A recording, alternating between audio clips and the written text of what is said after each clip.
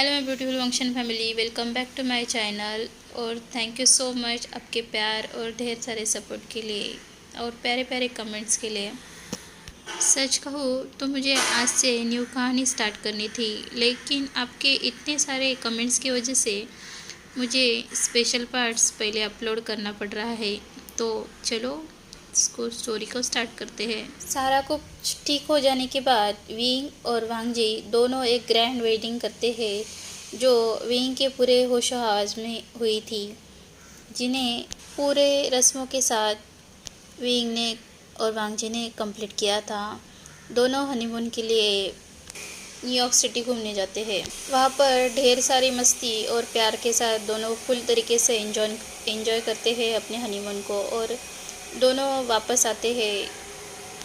उनकी regular life बेहद ही खूबसूरत तरीके से बीत रही थी। साथ ही उनकी डेली नाइट एक्टिविटी यानी एवरीडे मीन्स एवरीडे का रूटीन शुरू ही था। जब तक कि विंग एक दिन अपने कमरे में बेहोश होकर नहीं गिरा हुआ था, तब तक सब कुछ सही था। विंग के बेहोश हो जाने की वजह से सब लोग घबरा चुके थे। विजांग से जल्दी से एम्बुलेंस को बुलाते हैं और उससे वहाँ से ले जाया जाता है। हॉस्पिटल में विंग का सारा टेस्ट होता जाता है, लेकिन विंग को कुछ नहीं हुआ था। सब लोगों को समझ में नहीं आ रहा था कि आखिर विंग को हुआ क्या है। डॉक्टर विंग के साथ बात करते हैं कि क्या हुआ है आपको। विंग कहता है कि मुझे मॉर्निंग सिकनेस होता है, मुझे बहुत चक्कर आता है, मैं कितना भी खाऊं लेकिन वोमिटिंग के साथ वो सारा निकल जाता है, मैं कुछ खा नहीं पाता, साथ ही स्मेल अजीब सी आती है, मुझे कुछ अलग सा खाने की क्रेविंग होती है। इन बातों को सुनते हुए डॉक्टर कहती है, लेकिन आपकी सारी टेस्ट हो चुकी है, जिसमें रिपोर्ट क्लियर है कि आपको कुछ नहीं हुआ है, और आप जो कह रहे हैं वो तो सारे सिम्टम्स एक प्रेग्नेंट लेडी के होते हैं, तो आपको ये सब कब से शुरू हुआ। विंग कुछ देर सोचता है और कहता है, करीबन मुझे 2 महीने से ये सब हो रहा है, लेकिन मैंने किसी को कुछ नहीं कहा। वांगजी गुस्से से विंग की ओर देखने लगता है, क्योंकि उसने वांगजी तक अपनी बातों को नहीं बताया था, जिस वजह से वांगजी गुस्से में विंग की ओर देखने लगता है। विंग अपना सिर नीचे कर लेता है और फिर डॉक्टर को देखने लगता है, क्योंकि उसे पता था कि अब उसकी शामत आने वाली है। तब डॉक्टर कहती है, आपका पार्टनर कौन है। विंग वांगजी की ओर इशारा करता है। वांगजी आगे आते हुए कहता है, हाँ डॉक्टर कहिए, आप क्या कहना चाहते हैं। डॉक्टर्स कहती है, मुझे आपका चेकअप करना है। विंग वांगजी की ओर देखने लगता है, फिर डॉक्टर को देखते हुए कहता है, क्यों, अब उसे कुछ चेक करना है, उसे तो कुछ नहीं हुआ। हाँ, वो ज़रा मोटा दिख रहा है, दिन ब दिन वो मैं पतला हो रहा हूँ और ये दिन ब दिन मोटा होते जा रहा है। वांगजी फिर से विंग की ओर देखने लगता है। डॉक्टर भी हंसने लगती है। डॉक्टर वांगजी को लेकर चेकअप के लिए चली जाती है। थोड़ी ही देर बाद दोनों बाहर आती है और डॉक्टर विंग की ओर देखते हुए कहती है कि मुझे ऐसा लगता है कि हमें उनका अल्ट्रासाउंड करवाना चाहिए। विंग सदमे में वांगजी की ओर देखने लगता है, फिर डॉक्टर की ओर देखता है और कहता है, क्यों डॉक्टर, क्या हुआ। डॉक्टर कहती है, कुछ गंभीर बात तो नहीं है, लेकिन हाँ, शायद कोई गुड न्यूज़ हो। विंग कहता है, क्या गुड न्यूज़, कैसे।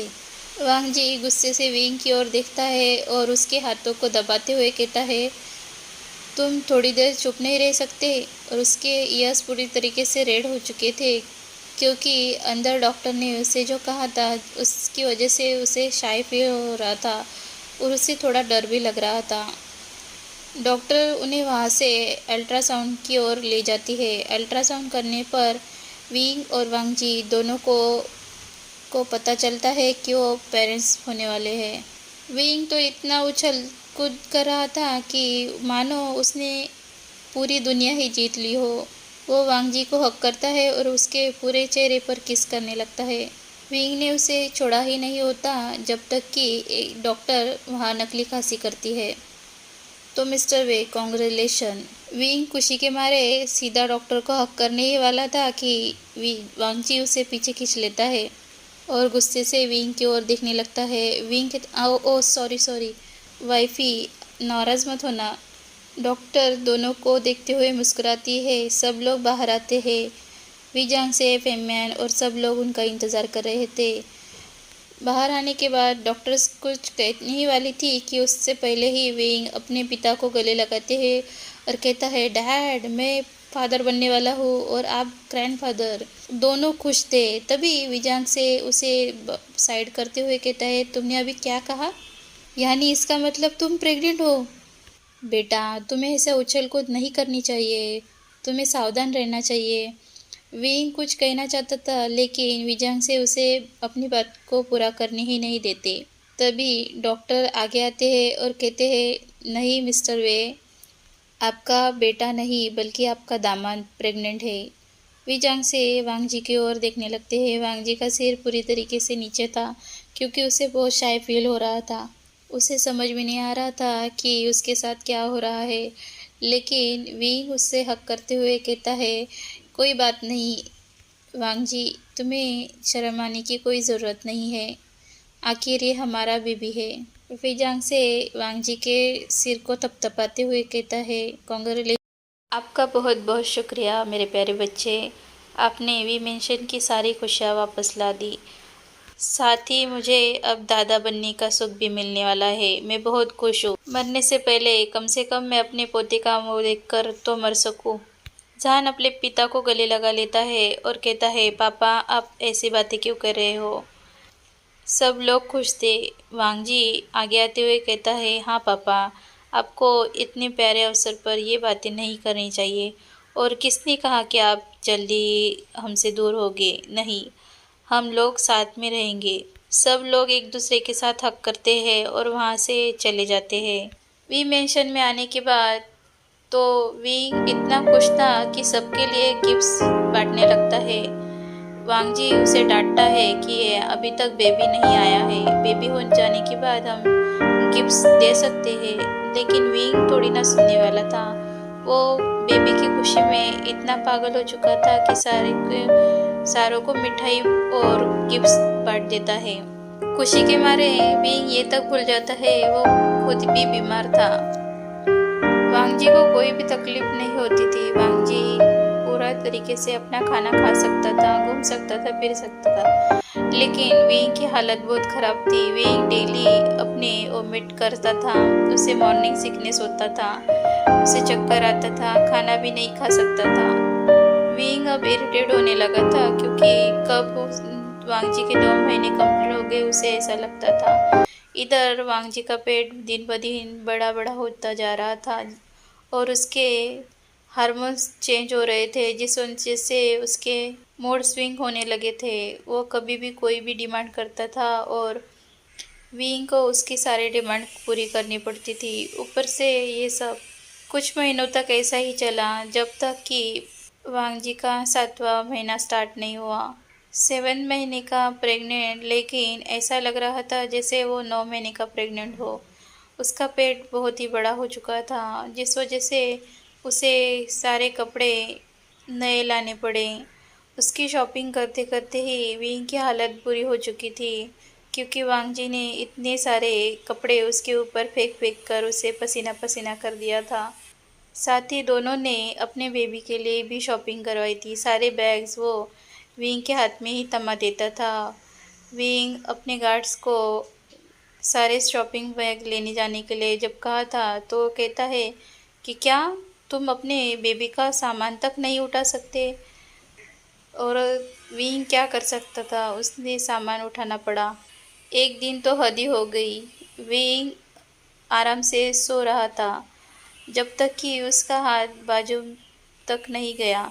वो ढूंढने लगता है तो वांगजी वहाँ पर नहीं था। वो घबरा जाता है जिस वजह से वो पूरे कमरे में वांगजी को ढूंढने लगता है। नीचे जाता है तो वांगजी वहाँ पर नहीं था। किचन से कोई आवाज़ आने की वजह से वो किचन की ओर जाने लगता है।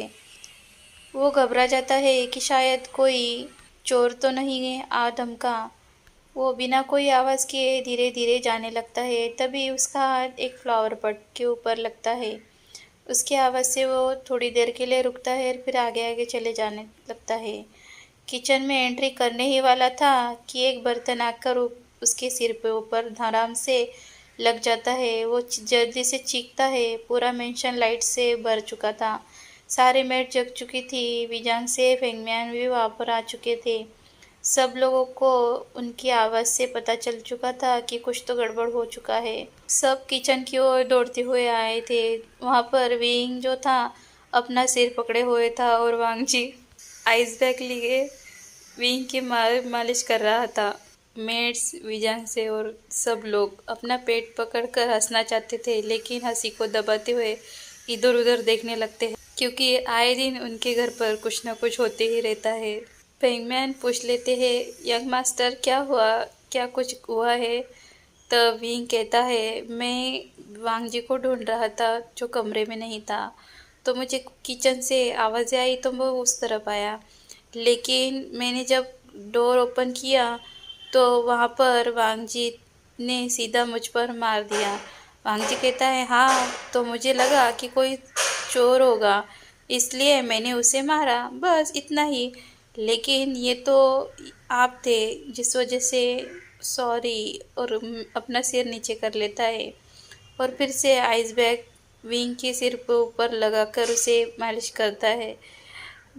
सब अपनी हंसी को दबाए रखने की पूरी कोशिश करते हैं, लेकिन पीचांग से अपने पेट पकड़कर जोर जोर से हंसने लगते हैं और कहते हैं, आप दोनों अब खुद के बच्चे आने वाले हैं, फिर भी बच्चों जैसे हरकतें क्यों करते हो?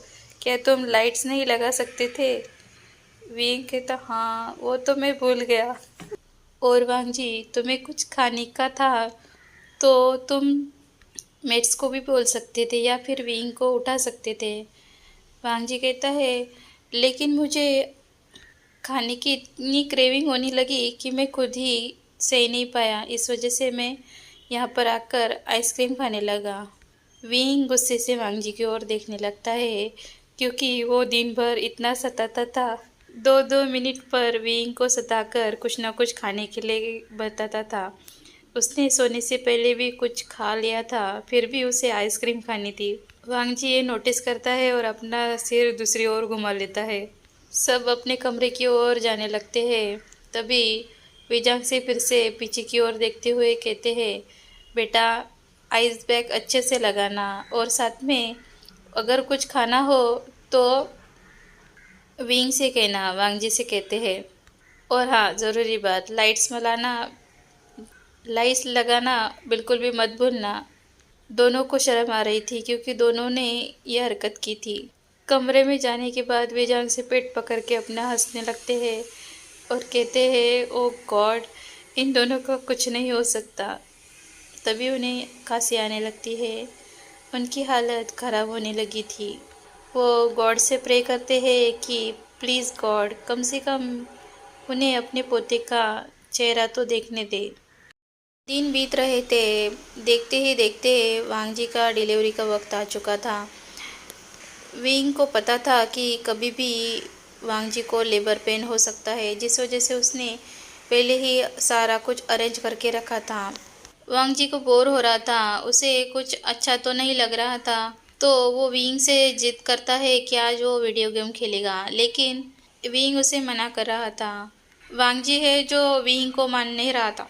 वांग जी के आगे विंग को हार माननी पड़ती है और दोनों वीडियो गेम खेलने के लिए बैठते हैं। दोनों अच्छे तरीके से गेम खेल रहे थे। अपने बड़े से पेट को लेते हुए वांग जी फिर भी विंग के साथ वीडियो गेम अच्छे तरीके से खेल रहा था। अचानक उसे कुछ थोड़ा सा दर्द होता है, और लेकिन वो उसे इग्नोर करता है, क्योंकि उसे ऐसा पहले भी हो चुका था। गेम खेलते ही वांग जी के पेट में फिर से ज़ोरदार दर्द होने लगता है, जिस वजह से वो चीखता है। वहाँ विंग झट से वांग जी की ओर देखता है और उसे संभालने लगता है। वांग जी को और तेज़ दर्द होने लगता है, जिस वजह से वांग जी को वो ब्राइडल स्टाइल में कैरी करते हुए ही बाहर हॉस्पिटल के लिए निकल जाता है। इधर ड्राइवर भी रेडी ही था। दोनों हॉस्पिटल के लिए निकल जाते हैं। हॉस्पिटल में जाते समय वांगजी को और तेज दर्द होने लगता है और वो सीधा विंग को के हाथ को काट ही लेता है। विंग सारा दर्द सह लेता है क्योंकि उसे पता था कि वांगजी को बहुत दर्द हो रहा है। जितनी बार वांगजी के पेट में तेज दर्द होता था वो विंग को काट लेता था। हॉस्पिटल आने तक विंग की बुरी हालत हो चुकी थी, लेकिन फिर भी वो सह लेता है। हॉस्पिटल में सारा कुछ इंतज़ाम पहले ही हो चुका था। वांगजी को सीधा ऑपरेशन रूम में ले जाया जाता है। जाते हुए भी विंग का हाथ वांगजी छोड़ने के लिए रेडी नहीं था, तो डॉक्टर्स आखिर हार मानते हुए विंग को कमरे के अंदर आने देते हैं।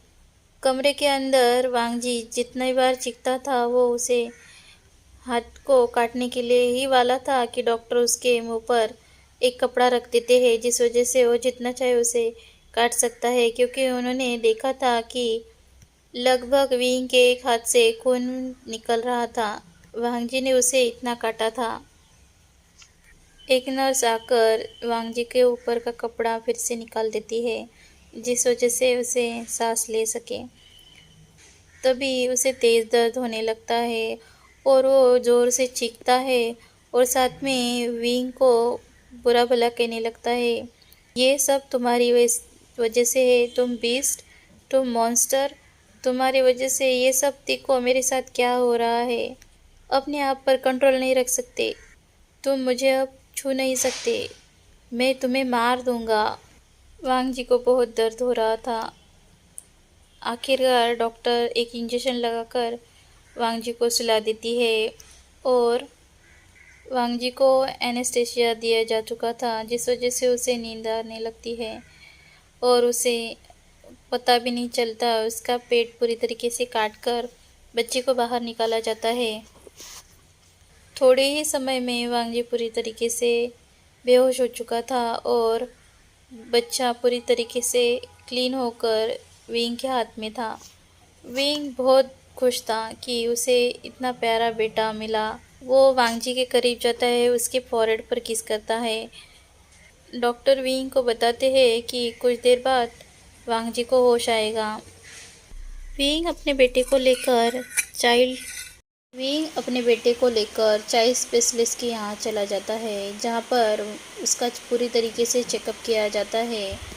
आप लोगों को पता होगा कि जन्म के बाद बच्चों को चाइल्ड स्पेशलिस्ट डॉक्टर के यहाँ ज़रूर ले जाना चाहिए, जहाँ जिनकी वजह से उनके पेट में जो सब गंदगी रहती है वो पूरी तरीके से साफ कर बच्चों को क्लीन करते हैं और साथ में एक वैक्सीन दिया जाता है जो बच्चों के लिए बहुत ज़रूरी होता है। विंग अपने बच्चे को लेकर फिर से वांग जी के यहाँ चला जाता है। वांग जी अभी भी बेहोश में नहीं था, वो पूरी तरीके से बेहोश था। विंग डॉक्टर से पूछता है कि वांग जी को आखिर या होश क्यों नहीं आया, तो डॉक्टर्स कहती है कि शायद वो बहुत थक चुके हैं, जिस वजह से उन्हें होश नहीं आया, या फिर कमज़ोरी की वजह से भी इंसान को होश नहीं आता। वांग जी को हाथों पर ड्रिप्स लगी हुई थी। डॉक्टर्स ने विंग को वांग जी का ज़्यादा ख्याल रखने के लिए कहा था। वांग जी को करीबन 6 महीने तक पूरी तरीके से आराम करने के लिए कहा गया था, क्योंकि वो कमज़ोर भी था और साथ ही उसकी पेट पर जो अब स्टिचेस लगाए गए थे वो खुल न जाए, जिस वजह से उसे आराम की ज़रूरत थी। उसके खाने पीने का भी पूरी तरीके से ख्याल रखने को कहा गया था। विंग अपने बेबी को बेबी कोट के अंदर रख देता है और फिर वांग जी के पास चला जाता है। वांग जी का हाथ अपने हाथों में लेते हुए वो उसे सहलाता है। तभी वीजांग से और फेंगमैन दोनों वहाँ आ चुके थे। वो उन दोनों को देखते हैं। वीजांग से बहुत खुश थे कि आखिरकार उनका पोता इस दुनिया में आ गया। वीजांग से अपने पोते को अपने हाथ में उठाते हैं और विंग से कहते हैं, तुमने इसका नाम क्या सोचा है? विंग कहता है, अभी तक वांग जी को होश नहीं आया, हम दोनों मिलकर उसका नाम रखेंगे और साथ में एक ग्रैंड पार्टी भी रखेंगे। विंग के पिताजी नोट करते हैं और सब मुस्कुराते हैं। करीबन और 1.5 घंटे के बाद जब वांगजी को होश आता है, वो इधर उधर देखने लगता है और अपने पेट को छूता है तो देखता है कि अब उसका पेट में उसका बच्चा नहीं है। वो थोड़ी देर के लिए घबरा जाता है जब तक कि विंग उस कमरे में एंटर नहीं हो जाता। वो विंग को देखते हुए मुस्कुराता है और कहता है, हमारा बेबी कहाँ है? विंग कहता है, हाँ हमारा बेबी, ये देखो। क्या तुमने वहाँ नहीं देखा? उस ओर देखते हुए वांगजी मुस्कुराता है। विंग पूछता है, क्या तुम हमारे बेबी को लेना चाहोगे? वांगजी नोट करता है। विंग उस तरफ अपने बेबी कोट से उठाकर वांगजी की ओर ले आता है। वो उसके साइड में उसे सुला देता है। विंग मुस्कुराते हुए अपने बेबी को देखने लगता है और वांगजी उन दोनों को देखता है।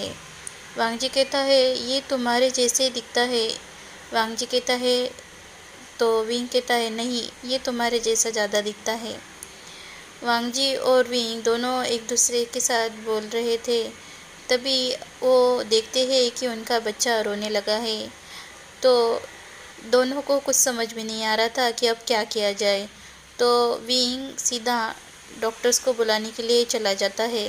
डॉक्टर आने के बाद एक सिस्टर उन्हें बताती है कि कैसे बच्चे को सुलाना है, कैसे खिलाना है, यानी कि उसे मिल्क कैसे देना है। वांगजी को तो बहुत शाय फील हो रहा था। डॉक्टर्स वहाँ से जा चुकी थी। सिस्टर जो थी वो वांगजी को सब कुछ ध्यान से बता रही थी। वांगजी भी सुन रहा था, लेकिन विंग का ध्यान तो कहीं और ही था। वो वांगजी के जो सूजे हुए गुलाबी निप्पल्स थे उनकी ओर देख रहा था, जो वांगजी नोटिस कर लेता है और उसे घूर कर देखता है। नर्स के जाने के बाद वांगजी विंग को घूर कर देखता है और उसे कहता है, तुम इस तरीके से मुझे क्यों देख रहे थे? विंग कहता है, तुम बहुत प्यारे दिख रहे थे, तो मैं क्यों रोक सकता हूँ अपने आप को? वांगजी उसे कहता है, छूना भी नहीं मुझे। विंग कहता है, क्यों? वांगजी कहता है, ये मेरे बेटे का है। विंग कहता है, लेकिन ये मेरा पहले है। वांगजी कहता है, सोचना भी मत और मेरे पास तो बिल्कुल भी मत आना। विंग वांगजी के करीब चला जाता है और सीधा उसे किस कर देता है। My wifey is my only my. वांगजी उसे ढकेलने की कोशिश करते हुए कहता है, क्या कहा तुमने? क्या तुम अपने बेटे के साथ भी ईर्ष्या कर रहे हो? वो कितना छोटा है, प्यारा है, और वो हमारा बेबी है। विंग हंसता है और कहते, हाँ ये हमारा है, लेकिन तुम सिर्फ मेरे हो। वांगजी मुस्कुराते हुए कहता है, हाँ मुझे पता है। दोनों अपने प्यारे पल को एंजॉय ही कर रहे थे। तभी डॉक्टर्स वहाँ खांसते हुए अंदर आते हैं और कहते हैं, सॉरी, लेकिन आपको दूरी बनाए रखनी होगी। विंग गुस्से से डॉक्टर की ओर देखने लगता है तो डॉक्टर डर के मारे अपने आप शब्दों को निगल लेता है और कहता है, सॉरी, लेकिन इनकी कंडीशन ज़्यादा अच्छी नहीं है। अगर आप इनका ख्याल नहीं रखेंगे तो बहुत बड़ी मुसीबत आपके सामने हो सकती है। वांगजी की कंडीशन को सुनते हुए झान कहता है, ठीक है डॉक्टर, मैं पूरी तरीके से अपने लायन जान का ख्याल रखूँगा। विंग और वांगजी दोनों मिलकर अपने बेटे का नाम युआन रखते हैं। दोनों इस बात से सहमत थे। दोनों को नाम बहुत पसंद आता है और उनकी बेटी का नाम अब युआन था। करीबन 7 दिनों तक वांगजी को हॉस्पिटल में रखा जाता है। फिर बाद में डिस्चार्ज दिया जाता है। वांगजी घर पर आ चुका था, लेकिन युआन बहुत ही प्यारा और मासूम था और साथ में बहुत ही शांत लड़का था। वो सिर्फ खाना पीने के लिए दूध पीता था और सो जाता था। युआन सिर्फ 2 ही महीने का था जब अचानक विजयांसे की तबीयत बेहद ही ख़राब हो जाती है, जिस वजह से उन्हें हॉस्पिटल में एडमिट किया जाता है और 2 दिन बाद उनकी डेथ हो जाती है। सब बहुत दुखी थे। विंग तो बहुत ज़्यादा ही दुखी था। उसके बाद विंग पूरी तरीके से काम करने लगा था अपनी कंपनी को और भी डेवलप करने के लिए और अपनी कंपनी को पूरी तरीके से अपने पापा ने जिस मुकाम तक पहुंचाया था उससे भी ऊपर लाने में वो अपनी दिन रात मेहनत करता है। अलग अलग देशों में नई कंपनियों को बनाता है और भी अपनी कंपनी को डेवलप करने लगता है। इधर दूसरी ओर वांगजी भी कंपनी में साथ दे रहा था, लेकिन बच्ची की वजह से वो पूरी तरीके से विंग की मदद नहीं कर सकता था। विंग भी सब इस बात से नाराज़ नहीं था, क्योंकि उसे पता था कि युआन की देखभाल करनी भी ज़रूरी है। विंग की ज़िंदगी पूरी तरीके से चेंज हो चुकी थी। वो सुबह जब एक बार जाता था ऑफिस के लिए, उसके बाद रात में आ जाने के बाद वो सीधा सो जाता था, जिस वजह से वांग जी को विंग पर शक होने लगा था। इतना ही नहीं कि विंग को अब हफ्तों तक बाहर की कंपनियों की वजह से दूसरे देश में जाना पड़ता था, जिस वजह से हफ्तों तक विंग घर पर नहीं आता था। जिस वजह से वांग जी को अब दुख होता था कि शायद वो विंग उससे प्यार नहीं करता और वो दुखी रहने लगा था। लेकिन ऐसा नहीं था। विंग इतना थक चुका होता था कि उसे बात करने तक की भी एनर्जी बचती नहीं थी, जिस वजह से वो बात नहीं करता था। करीबन युआन 1 साल का होने तक ऐसा ही चलता रहा। एक दिन आखिरकार वांग जी का सब्र का बांध टूट जाता है और वो विंग को पूछ ही लेता है क्या वो उसके साथ बोर हो चुका है।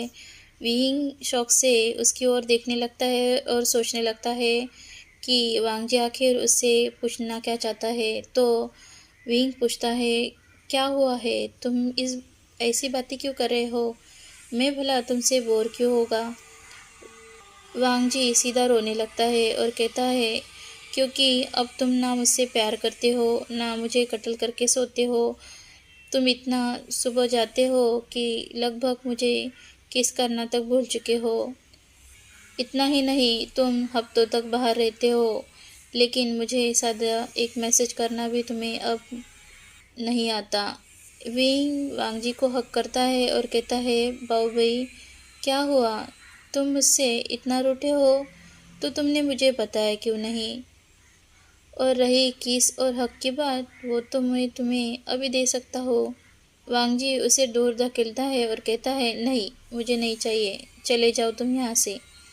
विंग उसके और करीब चला जाता है और उसे अपने हाथों में उठा लेता है और उसके अपने बाहों में करीब खींचते हुए कहता है, क्या हुआ बाऊ भाई, बताओ तो सही, क्या तुम अपने हस्बैंड से नाराज़ हो। वांग जी विंग के चेस्ट पर हिट करता है और कहते हैं, हाँ मैं तुमसे बहुत नाराज़ हूँ, बहुत बहुत बहुत। विंग कहता है, सच में, और उसके लिप्स पर एक किस करता है। विंग, ये क्या करे हो तुम, चलो दूर हो जाओ। विंग फिर से उसके लिप्स पर एक सॉफ्ट सा किस करता है। वांग जी फिर से नाराज़ होते हुए कहता है, मैंने कहा बस करो और मुझे छोड़ दो। अब तुम्हारी ज़िंदगी में मेरे अलावा कोई है, इसलिए तुमने मुझे इग्नोर करना स्टार्ट किया है। विंग कहता है, नहीं बाबू, ऐसा कभी नहीं हो सकता। भला विंग अपने लांजा के सिवा किसी और के साथ कैसे प्यार कर सकता है। लंजा अपने सिसकियों के बीच में कहता है, नहीं तुम मुझसे अब प्यार नहीं करते। विंग उसके आंसुओं को पोंछता है और उसके फॉरहेड पर और फिर उसके आईज़ पर सॉफ्ट सा किस करता है, फिर उसके नोज़ पर और फिर उसके लिप्स पर, और उसके लिप्स पर बाइट भी करता है, जिसके साथ वो अपनी टंग वांग जी के मुंह में डाल देता है। जैसे जैसे वो अपना किस और भी रफ और डीप कर देता है। विंग के किस में वांग जी मेल्ट हो जाता है और धीरे धीरे करके वो उसे बेड पर सुलाता है। और फिर वांग जी की शर्ट्स खोलने ही वाला था कि तभी युआन रोने लगता है और वांग जी उसे लेने के लिए चला जाता है। इधर विंग का भी फ़ोन रिंग करने लगता है, क्योंकि उसे ऑफिस के लिए जाने के लिए देरी हो रही थी। विंग बिना कुछ कहे वहाँ से चला जाता है। वांग जी जब देखता है कमरे में कोई नहीं है तो वो नाराज़ हो जाता है, लेकिन शाम हो जाती है। जब तक विंग का एक भी मैसेज या फ़ोन तक नहीं था। वांग जी और भी नाराज़ होता है। तभी एक बेहद ही खूबसूरत लड़की वहाँ पर और उसके साथ में आए हुए उसके असिस्टेंट साथ सब देखकर हैरान हो गए थे कि आखिर धरती पर इतनी सुंदर कोई कैसे हो सकता है। ईबो को देखकर उनके मुंह में जैसे पानी आ चुका हो। तभी वो देखते हैं कि एक कार बाहर पार्क हो चुकी है और अंदर एक बेहद ही खूबसूरत इंसान टॉल और हैंडसम एंटर कर चुका है और वो ईबो की ओर आने लगा और उसने ईबो को घुटने टेक कर एक रिंग के साथ प्रपोज करना स्टार्ट किया। विंग वांग जी को प्रपोज कर रहा था और वांग जी उसे देखकर हैरान था। उन्होंने सेम ही आउटफिट पहने हुए थे जो बहुत ही खूबसूरत लग रहे थे। विंग को देखकर वांग जी हैरान था लेकिन अभी भी वो नाराज था। विंग एक बड़ा सा बुके वांग जी की ओर पास करता है और कहता है माय लव बाओ भाई, ये सिर्फ तुम्हारे लिए, आई लव यू और आई एम रियली सॉरी, मैं काम की वजह से तुम्हारी ओर ध्यान देना भूल गया। चलो डेट पर चलते हैं। वांग जी डेट का नाम सुनते हुए शौक से विंग की ओर देखता है। क्यों, आज क्या है और क्या तुम इसे ज़रूरी भी समझते हो? विंग खड़ा होता है और वांग जी के फोrehead पर किस करता है और कहता है माय लव, चलो तुम्हें कुछ दिखाना है। और वो अपने साथ ले जाने ही वाला था कि वांग जी रुक जाता है और कहता है लेकिन युआन। तभी विंग मुस्कुराते हुए कहता है फेंगमैन अंकल और आंटी उसे संभाल लेंगे, चिंता करने की कोई बात नहीं है। विंग अपने साथ वांग जी को ले जाता है। एक बहुत ही सुंदर डिनर डेट प्लान की हुई थी जहां वो वांग जी को ले जाता है। हर तरफ गुलाब के पंखुड़ियाँ बिखरी हुई थी। बहुत ही अच्छी तरीके से वहाँ सजाया गया था।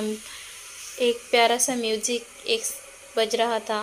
कैंडल लाइट डिनर की अरेंजमेंट की गई थी जो समुद्र तट के साइड में थी, जहाँ से समुद्र का सारा नज़ारा बहुत ही सुंदर तरीके से देखा जा सकता था।